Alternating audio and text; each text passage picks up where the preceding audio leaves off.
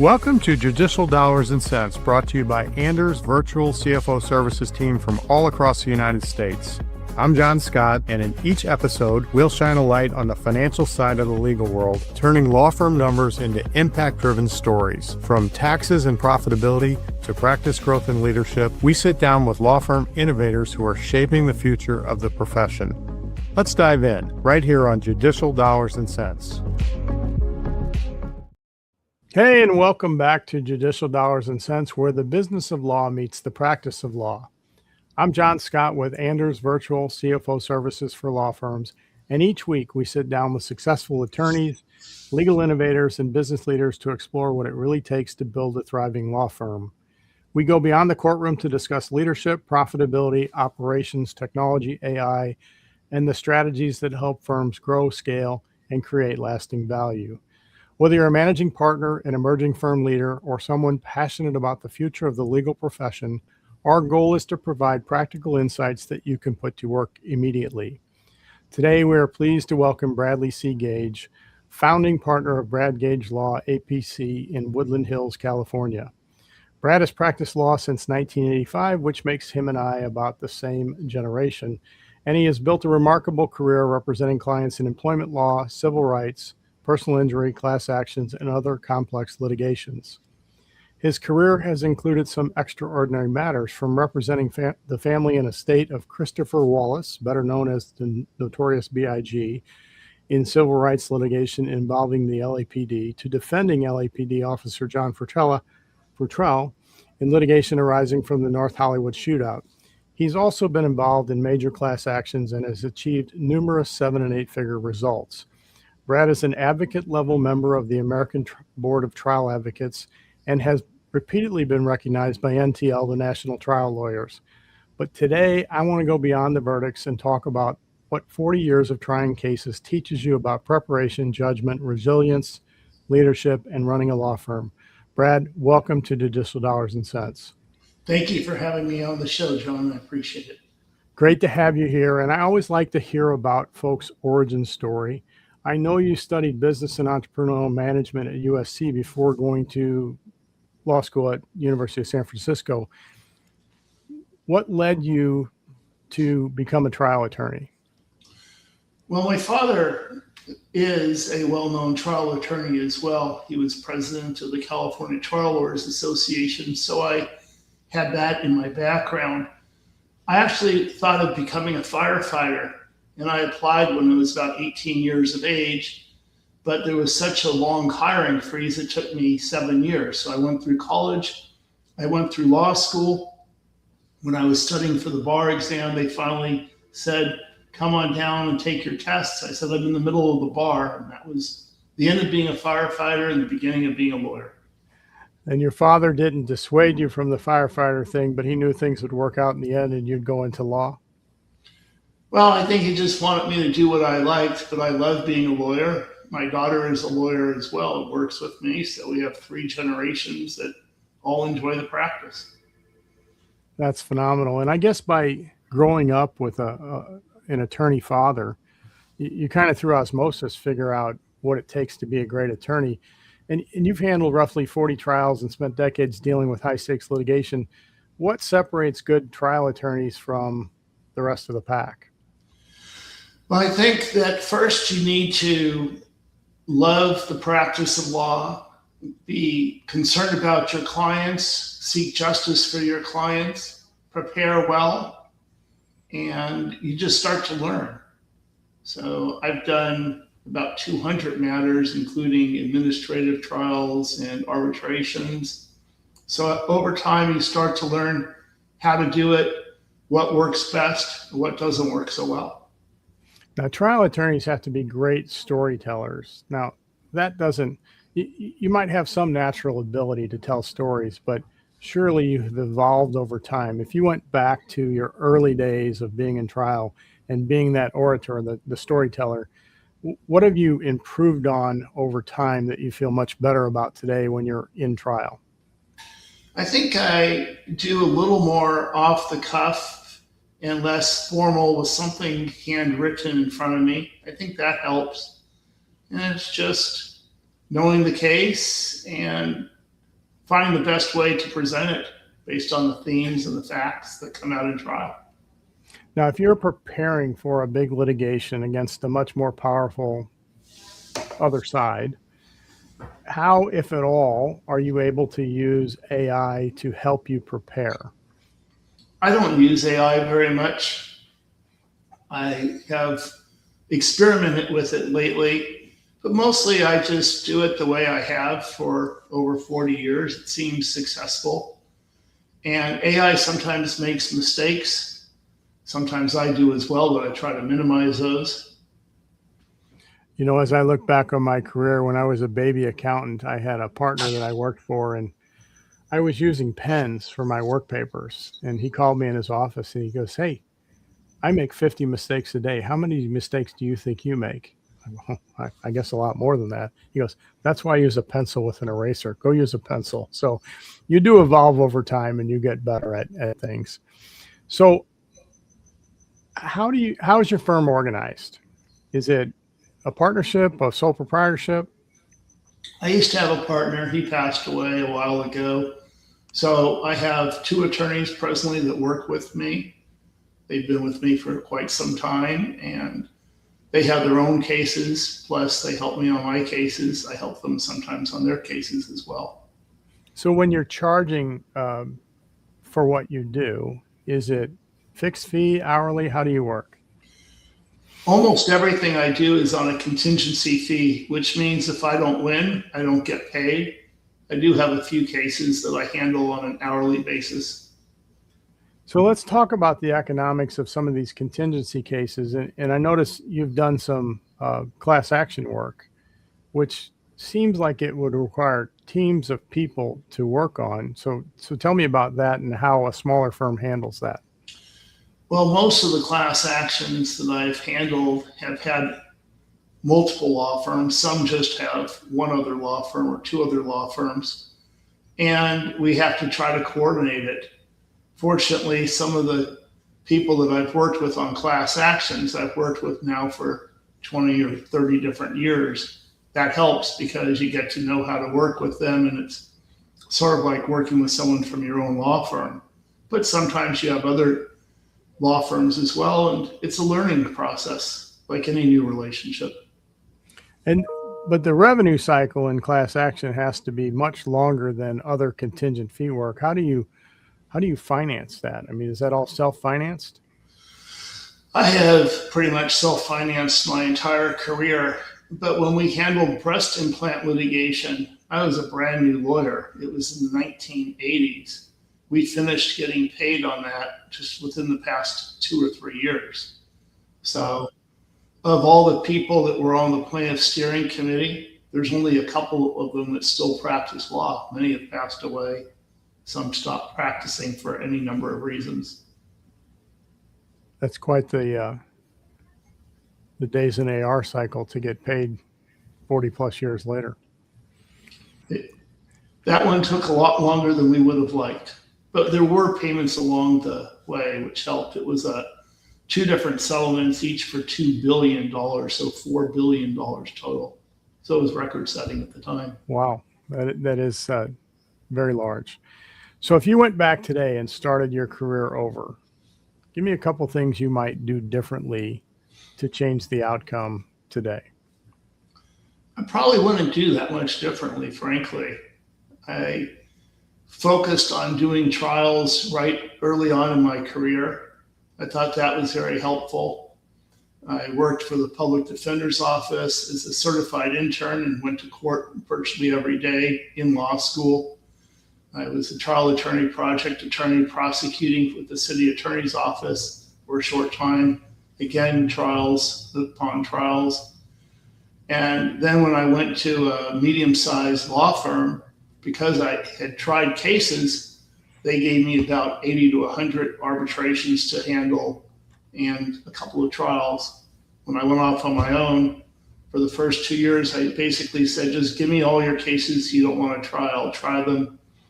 I was young and didn't have a lot, so they helped to finance them, and I just went to trial. Didn't really know what I was doing, but eventually you learn. And you do learn by trial and error, and you're going to make mistakes. Hopefully you have a an understanding judge who can talk you through those things, but you learn from those mistakes and you move on. Sometimes they understand and sometimes they yell at you. So you definitely need to get a thick skin early on in your career. But you learn from both. And you're right, you have to have that hard eggshell.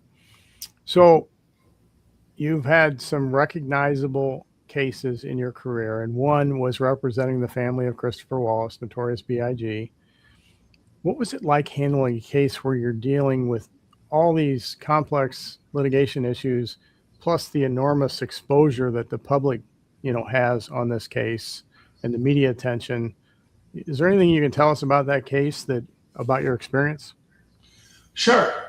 I had done the North Hollywood shootout trial beforehand, and that had, I think, 206 or 209 seats for media, and every seat was filled. So for 3 weeks, I was talking to the media in the morning before trial, at lunchtime, and then afterwards. I believe the jury was sequestered because even K-Rock in Los Angeles, which was a punk rock station, was doing news clips on it. So that taught me about dealing with the media. So by the time I was on the notorious BIG trial, I had already been interviewed by the media several hundred times. So that helped. But I still made a mistake at one time in the North Hollywood shootout trial, where fortunately a lawyer friend of mine pulled me hard in the middle of talking and told me, "Be quiet, you don't want to go down that path." So I listened to him, fortunately. On the Christopher Wallace case, there was an awful lot of media attention. There were a lot of threatening actions. Some people ended up being killed in that case. They made a movie about it also. So it was a unique experience. We had a mistrial when we caught the defense allegedly hiding and concealing documents from us, allegedly about 40,000 pages. And we were paid a record-setting amount of money for sanctions based on that alleged discovery. And then after that, more of our witnesses, for one reason or another, died. And my co-counsel was bludgeoned one night and left for dead. And that was the end of our handling that case. Wow.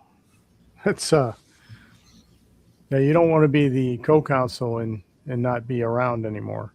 But that notoriety that came with that and the experience you had dealing with the media had to do wonders for the demand for your legal services. I'm very grateful and thankful for having those opportunities. I think it's real important that we as lawyers stay humble and thankful for successes and recognize that one moment you can be in the news and the next moment you're just sitting out there handling whatever case you have and nobody cares about it. So you have to get used to intense periods of lots of media coverage and then times where nobody wants to talk to you, and deal with that, stay humble and thankful, and of course, represent your clients as best as you can, seeking justice for them. There'll always be more work, though, for people who are good trial attorneys, and I'm sure you'll find that as long as you want to work. Although, what is your plan for that? I mean, your father's still working, right? My father retired at 89. He's going to Okay. be 92 now. So, he had a very long career. He really enjoyed it. Sometimes he misses it. So I have my daughter sometimes talk to my father on legal matters. It keeps them both focused. It helps my dad stay active in the practice. And he was an expert on insurance bad faith law. And so if we have a bad faith case, my daughter gets to learn from her grandfather, which is very nice, very unique. That's awesome. You don't plan to go that same runway, do you? I mean, do you have a different plan of exit from the legal profession?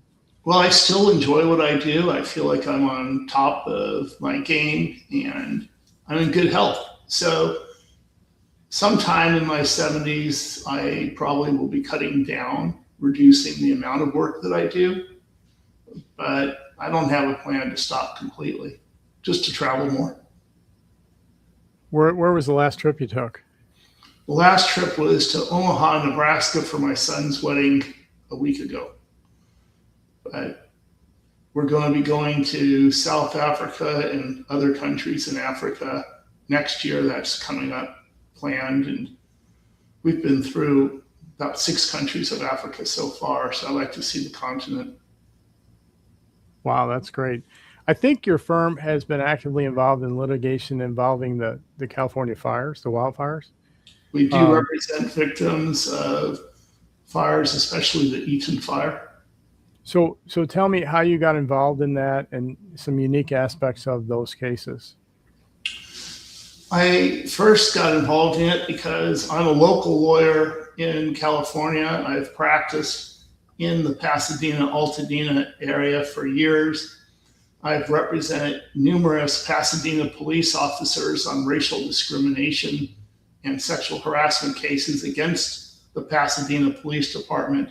So that was in the news quite a bit. Through that, folks came to me, people that knew about my Pasadena connections, folks that I was representing who had family members with fire losses, and we represent some individuals who are victims of that tragedy. So in those cases, are the defendants the insurance companies? The main defendant is Southern California Edison. There have been a lot of reports showing that one of their transformers allegedly had a spark, and that caused the fire. So what is their defense to that? Even if that's true, is there any defense that they could have that would be problematic for you? Well, we claim that the real defense at this point is trying to mislead the public and to get deletions of individual rights through attempted legislation that would reduce the recovery for victims, reduce attorneys' fees, and otherwise have an impact on fair compensation for victims of what we allege is negligent conduct. I mean, that fire was devastating. People lost everything if they were in the path of the fire. I can't imagine that the insurance companies even have the wherewithal to pay, but presumably they do. Well, it was a tragedy. About 19 people were killed in that fire. So Southern California Edison has money. There's money with the state of California to protect victims of wildfires. There's insurance, there's litigation. Some of the insurance companies are doing the right thing and some of them are not. So the pockets may be deep, but there's many pockets that you can go to. Is that what you're saying? There's definitely a lot of pockets to seek compensation from. And there's also a lot of folks that are stepping forward and other insurance carriers that are trying to, in our estimation, deny claims wrongfully. And so we have to hold all those individuals accountable. It's a big job. So imagine for a moment that there's a 40-year-old version of you. They're very successful. They're winning their cases. They're heavily involved in their career. What advice would you give that person about finding some work-life balance so that they're not consumed by what they do? Well, in my 40s, I took up triathlon and went to Ironman triathlon. So that helped to give me a good balance. I highly recommend anyone who is an attorney to have a balance between work life and exercise. I could have done better perhaps in my marital life, but other than that, I'm pretty happy with what happened. Take time, spend time with your children, enjoy them, nurture them, raise them. I just had my first 3 grandsons born in the last couple of weeks for the first one and yesterday for the next 2. So enjoy your grandkids too. So there are twins in the family in addition to the first one, right? Correct. When you first said that, I thought they were triplets. Gotcha. Yeah, it's basically having triplets when you have one grandson who's a month old and 2 grandsons that are a day old. it's not going to be much different than having triplets as they grow up. That seems like it's a lot of fun, though. I'm glad you brought up what you do in your off time, because I know during the pre-show we talked about the fact that you've completed the swim between Alcatraz and California several times. Alcatraz, San Francisco. So it's supposedly a prison that nobody could escape from because nobody could swim from it. And so they started having an annual swimming competition, sometimes in connection with the triathlon, sometimes just the swim. You get taken out on a boat to Alcatraz Island, and unlike usual, they tell you to jump off, and then you start swimming in, and you aim for the Transamerica building. You swim in kind of a C pattern, so that you can get into the aquatic center. And that's so there are a couple of things strike me about this. One, the current is pretty strong, right? And then two, the water's cold, right? Yes. Do you have on a wetsuit? I wear a wetsuit. Some people don't.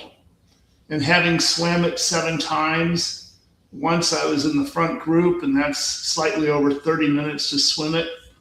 Once my goggles broke and I was swimming basically blind, that took about an hour and a half. I thought I was crossing the bay, and I wound up back at Alcatraz, so that was lengthy. Once the rip current was so strong, it took me about a mile and a half to the Golden Gate Bridge, so I had to walk back from there. But usually it works quite well. I've taken the tour at Alcatraz about 20 years ago. It's an amazing tour, and the boat ride you take over there is pretty fun as well. But I can't imagine jumping in the water. Now, who was the character that Clint Eastwood played? I don't know what he was based on a real character. I can't remember his name, but I, for one, am convinced he could have easily made it. But he made it? You think he made it? I think so. My best swim was just barely over 30 minutes, and he had a raft boat and a paddle, so you can go even faster on that. Wow. That would scare me. I could probably do on the triathlon the run. I'd be slower than dirt. I could do the bike. I bike quite a bit, but the swim, that wouldn't work for me. Well, so I commend you as having some balance in your life and having some other interests other than defending people or going after people in trial, because we all have to have that balance and quality of life. Otherwise, you go crazy doing what you're doing. Definitely. My fastest swim, we had piranhas in the water with us in Argentina when I competed there. Did you get nipped at it all? What's that? Did you get nipped at it all? I did not. I swam very fast. There were a lot of people. I feared the piranhas were going to eat the people in the back. So I just wanted to be faster than them. Don't be last. So did people come out with bleeding? I personally didn't see it because it was part of a triathlon and I was competing. Oh, so you got up and went on to the next phase. I just jumped on the bike and then did the run at the end. Well, I commend you on your athletic ability, and you probably lead a long life because of it. Hey, before we wrap up, Brad, what is the best way for folks to get a hold of you and your firm? Well, my email is brad@bradgagelaw.com. My office number is 818-340-9252, 818-340-9252. And I'm on Instagram at Brad Gage Law. So you can reach me through Instagram at Brad Gage Law, email brad@bradgagelaw.com, and cell number. I think I have a website too, but I don't remember the name. The marketing folks did that. Hey, Brad, thank you so much for joining us today. And thank you all for listening to Judicial Dollars and Cents, where the business of law meets the practice of law. If you enjoyed today's episode, please like, follow, and subscribe wherever you listen to podcasts. Our mission is simple: to help law firm owners build stronger firms, deliver exceptional client service, and create firms that thrive for a long time. I'm John Scott with Anders Virtual CFO Services for law firms. We'll see you next time on Judicial Dollars and Cents. Thank you for having me, John. I appreciate it. Thank you. Thanks for joining us on Judicial Dollars and Cents, presented by Anders Virtual CFO Services. If you found value in today's conversation, be sure to follow or subscribe wherever you get your podcast. To learn more about how Anders helps law firms strengthen their financial foundations and drive growth, visit anderscpa.com. Until next time, keep making smart decisions that make perfect sense.